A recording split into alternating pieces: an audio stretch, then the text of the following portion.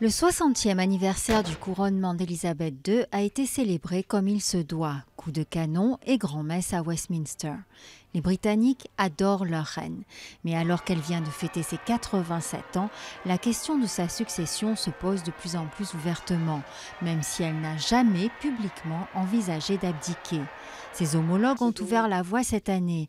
En Belgique, le roi Albert vient de tirer sa révérence à 79 ans et la reine Béatrix des Pays-Bas est à la retraite depuis avril dernier. Selon un sondage récent, les Britanniques sont très partagés. Si la reine tombe malade, 48% souhaiteraient qu'elle abdique, contre 43% d'un avis contraire. La question se complique encore quand on demande en faveur de qui ? Charles et Camilla ou Kate et William ? Eh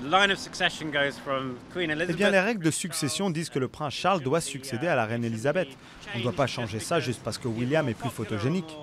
Tout le monde adore William et Kate. Ils représentent vraiment des gens auxquels on peut s'identifier pour nous les jeunes. William sera un très bon roi. Non, c'est une règle qui date de plusieurs siècles. Le prince Charles est plutôt marrant dans son genre. C'est sûr que nous on préférerait William, mais on ne va pas changer les traditions.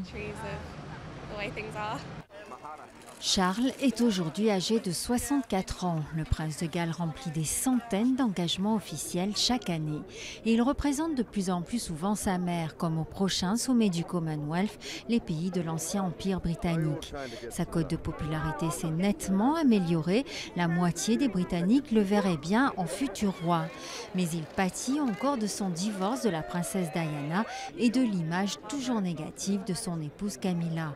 Et ce couple vieillissant n'est pas des plus glamour pour la jeune génération qui suit avec passion la vie des royaux dans les magazines People.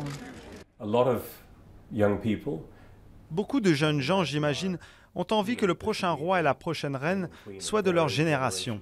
C'est le cas de mes enfants. Il faut dire que l'image de ce que pourrait être un couple de septuagénaires titubant dans l'abbaye de Westminster pour être couronné roi et reine, parce que Camilla sera reine évidemment, ce n'est pas très bon pour la marque royale. Les règles de la monarchie étant profondément ancrées dans l'histoire et l'esprit national, il est peu probable que la succession soit une génération. Quitte à ce que le couple Charles-Camilla règne un jour dans l'ombre des héritiers suivants.